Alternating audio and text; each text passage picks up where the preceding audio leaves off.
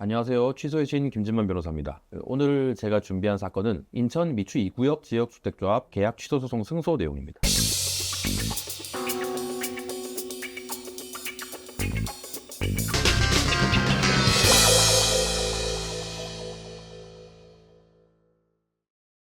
우리 의뢰인분께서는 인천 주안동 504-4번지 1원 일대의 향후 건설 예정인 아파트를 분양받고자 피고 미추 2구역 지역주택조합과 조합으로부터 아파트 관련 조합 업무를 포괄적으로 대행한 미성 R&D로부터 조합가입 계약과 관련한 설명을 전달받았습니다. 요지는 다음과 같습니다.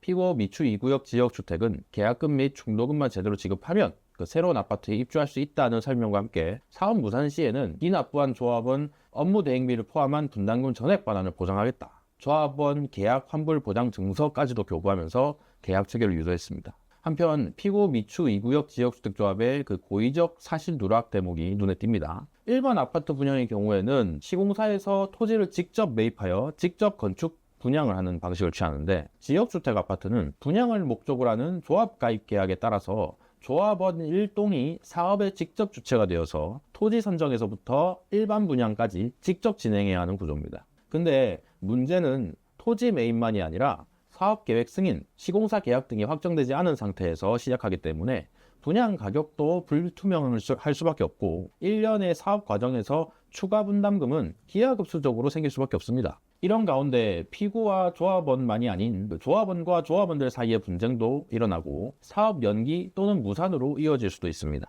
격한 표현일 수 있지만 단연간의 지역주택조합 사업과 관련된 사건을 해결해 본 결과 지역주택조합 사업은 태생적인 시한폭탄을 안고 시작하는 사업이라는 생각이 듭니다. 원론적인 얘기일 수 있지만 이런 지역주택 사업에서 조합을 끌어들이기 위한 수단으로 자주 남발되고 있는 것이 안심보장증서입니다. 여느 현장에서고 해당 현장이 발부한 안심보장증서를 보면은 사업이 명시된 일자에 지연되거나 무산될 시에 언제고 분담금 모두를 돌려준다고 적혀 있을 겁니다.